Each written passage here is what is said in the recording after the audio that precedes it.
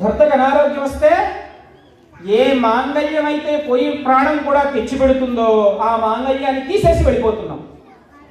సావిత్రి దగ్గర నుంచి మనం ఏం నేర్చుకోవాలి?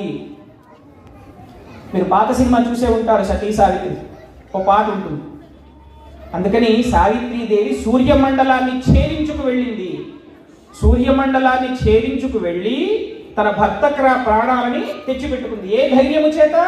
తన మెడలో ఉన్నటువంటి మాంగళ్య ధారణ చేత, ఆ మంగళగౌరి యొక్క శక్తి చేత. అది హైందవ మహిళకు ఉన్నటువంటి గొప్పదనం. ఇంకో చిన్న కథ చెప్తాను. కౌశికుడు అనే మహర్షి ఉన్నాడు, చాలా మహా గొప్ప తపస్వి.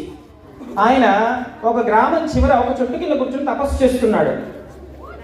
ఆయన ఆ గ్రామంలోకి వెళ్ళి మధ్యాహ్నం వేళ భిక్షాటన చేయాలి, భవతి భిక్షాం దేహి అని భిక్షాటన చేస్తున్నాడు.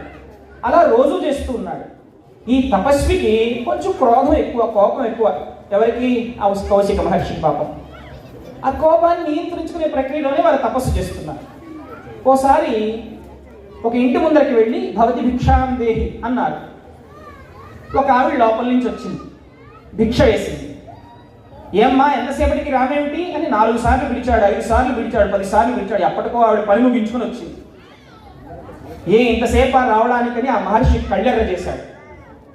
ఆవిడ ఒక మాట ఏమిటంటే, నువ్వు కళ్ళెర్ర చేస్తే అగ్నిలాగా భస్మమై కింద పడిపోవడానికి నేను చెట్టుపై ఉన్నటువంటి కాకిని కాదు అన్నదట. ఈయన ఏం చేశాడు? అంతకుముందు ఆయన తపస్సు చేసుకుంటుంటే చెట్టుపై కాకి వచ్చి కాని అరుస్తుంది.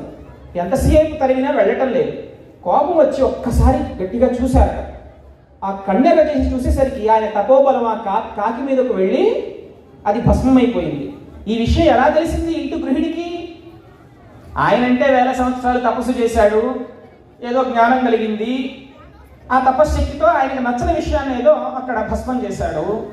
ఇంట్లో ఈవిడ గిన్నెలు నవ్వుకుంటోంది, వంట చేస్తోంది, భర్తకు సేవ చేస్తోంది, పిల్లలకు సేవ చేస్తోంది, అత్తమామకు సేవ చేస్తోంది. ఈవిడికి ఎలా వచ్చింది ఆ శక్తి? ఇదే మాట అడిగాట.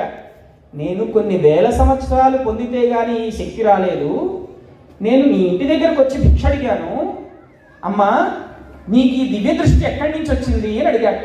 అది భారతీయ మహిళకు ఉన్నటువంటి తపశ్శక్తి. ఆవిడ ఏం చేసింది?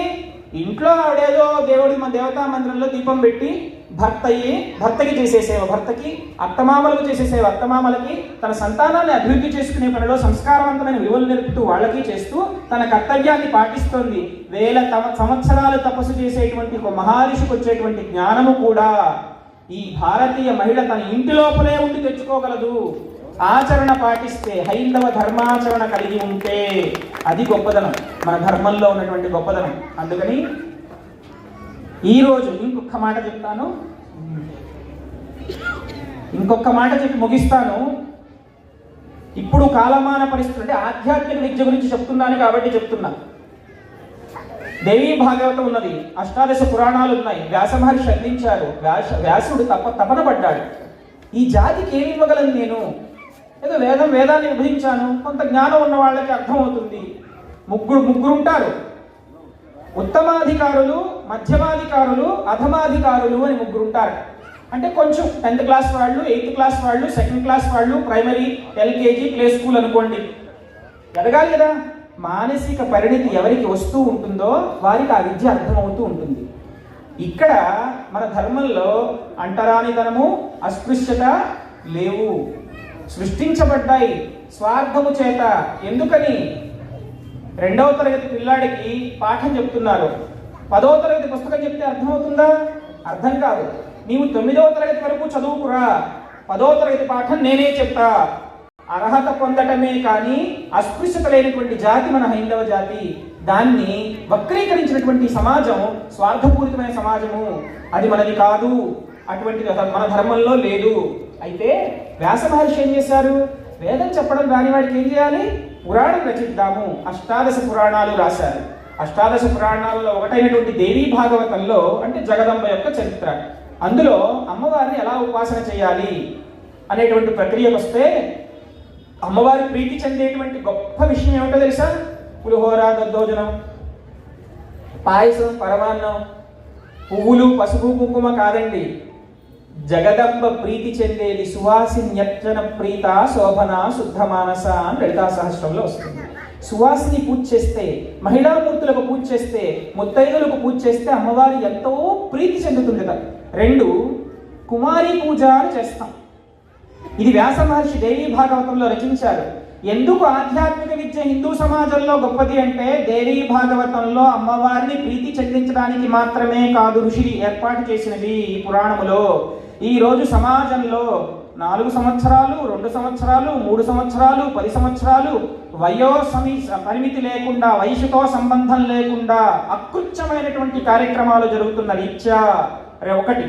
2 మన హిందూ యువతులందరికీ, వయసులో ఉన్నటువంటి యువతులకు అర్థమవుతుంది కదా, మీ పిల్లలకు, మీ పుత్రికలకు, మీ కూతుళ్లకు హైందవ సమాజం యొక్క, హైందవ ధర్మం యొక్క గొప్పతనం తెలియకపోవటం చేత వేరు వేరు మతాలు ఆచరిస్తున్న వాళ్ళ దగ్గరికి వెళ్ళి వివాహం చేసుకుంటున్నారు. దానివల్ల హైందవ జాతి పుట్టుపడుతుంది, వచ్చే తరం లేదు. వంశాన్ని వృద్ధి చేసేటువంటి మన హైందవ మహిళ వేరు మతాన్ని ఉద్ధరింపజేస్తూ ఉంటే ఏం చేయాలి? అందుకనే వ్యాస మహర్షి, ఆయన మహానుభావుడు, జగద్గురు వ్యాసుడు, అష్టాదశ పురాణాల్లో దేవి అర్చన అనేటువంటి ప్రక్రియ వచ్చేసరికి ఏం చేశారు? 2 ఏళ్ల పిల్ల, 3 ఏళ్ల పాపాయి, 4 ఏళ్ల వయసు ఉన్నటువంటి పాపాయి, 10 ఏళ్ల వయసులో ఉన్నటువంటి పాపాయి, ఏ ఒక్కరి దృష్టి కూడా 2 ఏళ్ల వయసున్న పాపని దుర్గంబగా ఆరాధించండి, రోహిణి, దుర్గా, సుభద్ర అని ఒక్కొక్క వయసులో ఉన్నటువంటి పాపాయికి ఒక్కొక్క పేరు నిర్ణయం చేసి కుమారి పూజ అని దేవీ నవరాత్రుల్లో పసిపాపలకు 2 ఏళ్ల వయసు ఉన్నటువంటి పాపాయి దగ్గర నుంచి 10 ఏళ్ల వయసున్న పాపాయి అంత వరకు కూడా ఆ చిన్నారులకు పూజ చేయండి, నేనే కుమారిని, నేనే కన్యకును అని చెప్పినది అమ్మవారు. అలా పూజ చేస్తే అమ్మవారు ప్రీతి చెందుతుంది అని. ఈరోజు మనం అది కనుక ఆచరిస్తే, ఆ కుమారి పూజ చేస్తే 2 ఏళ్ల పిల్లలో ఆదిశక్తిని చూసేటువంటి పురుష సమాజం తయారవుతుంది. 2 ఏళ్ల పాపాయిలో పురుషులందరూ కూడా ఏం చూస్తారు? పరాయి స్త్రీలో ఏం చూస్తారు? జగదంబని చూస్తారు. సువాసిని పూజ జరిగితే ఏం చూస్తారు? మహిళామూర్తుల్లో అమ్మవారిని చూస్తారు. పరాయి స్త్రీలో అమ్మవారిగా కనిపిస్తుంది, అమ్మగా కనిపిస్తుంది. అందుకు వ్యాస మహర్షి దేవీ భాగవతంలో రచించారు. కుమారి పూజ చెయ్యండి, సువాసిని పూజ చెయ్యండి. ఎప్పుడైతే అలంకారం చేసి అమ్మవారిగా భావన చేసి ఆ క్షణం ఆ పాపాయికి అర్చన జరుగుతుందో, ఆ పాపాయికి పూర్వజన్మలో ఉన్నటువంటి దుష్ట సంస్కారం చేత తొలగిపోయి సత్సంస్కారవంతులుగా తయారవుతారు. లవ్ జిహాద్ పేరిట వేరు మతాలకి పోరు. 2 చూస్తున్న సమాజం అంతా కూడా వారిని సాక్షాత్తు జగదంబ స్వరూపంగా చూస్తుంది. అందుకు ఈ ప్రక్రియ, అందుకు అమ్మవారి ప్రీతి చెందుతుంది. అది హైందవ మహిళ యొక్క గొప్పదనము. అందుకని స్త్రీలు పురుషులు సమానం, మా హక్కుల కోసం పోరాడతాం. ఆ కర్మ వేరు వాళ్ళకు కానీ మన భరతమాతకు, మన భరత జాతికి, మన భారతీయ మహిళలకు పట్టలేదు. సువాసిని పూజ చేసి రామకృష్ణ పరమహంస దేవీ నవరాత్రులు ఆచరిస్తూ భార్య శారదాదేవిని జగన్మాతగా కొలిచి ఆవిడ కాళ్ళు కడిగి నెత్తి నీళ్లు చల్లుకున్నాడండి. రావణాసురుడు రాముణ్ణి గెలవడం కోసం, గెలవలేకపోతున్నాను రాముణ్ణి, ఏం చేయాలి అని లలితా పరమేశ్వరుని ఆవాహన చేసి శ్రీచక్రార్చన చేసి మండోదరిని కూర్చోబెట్టి అర్చన చేశాడండి. భార్యని కూడా జగదంబల దేవీ నవరాత్రుల్లో అర్చన చేసినటువంటి దేశం ఇది. అందుకని భారతీయ మహిళల యొక్క కర్తవ్యాన్ని పాటించండి, పురుషులు వారికి సహకరించండి. మీరు కుటుంబాన్నంతా కలిసి ఒక విధంగా పునాది వేయండి. ఈ కుటుంబ వ్యవస్థని కాపాడుకుందాం, మన సంస్కృతి సంప్రదాయాల్ని కాపాడుకుందాం. ఇవి చూసే వేరే దేశస్తులందరూ కూడా మన దేశాన్ని పొగుడుతున్నారు, ఆచరించాలని ఆతృత పడుతున్నారు, భారతదేశం వైపు చేతులెత్తి మొక్కుతున్నారు. విశ్వానికి కూడా పాఠం నేర్పి అవసరమైతే దేవీ దేవతలకు కూడా అన్నం పెట్టినటువంటి దేశం మనది. ఈ ధర్మాన్ని, ఈ దేశాన్ని, ఈ దైవాన్ని వేరువేరుగా కాక ఒకటిగా చూసి సద్బుద్ధితో, సత్ప్రవర్తనతో, సరి అయిన చోట సత్సంప్రదాయంతో ఎప్పటికీ మనమందరం కూడా హిందువులుగానే బ్రతకాలని, ఆ విధమైనటువంటి పరివర్తన మనలో ఎప్పటికీ కలగాలని, మన భావితరాలు హిందువులుగానే ఉండాలని, ఆ విధమైనటువంటి కంకణబద్ధులమై మనం సంకల్పం చేసుకోవాలని, ఈ విధమైనటువంటి సంకల్పానికి ఎటువంటి విఘాతం కలగకుండా పరమేశ్వరుడు మనల్ని ఆశీర్వదించాలని ప్రార్థిస్తూ ముగిస్తున్నాం.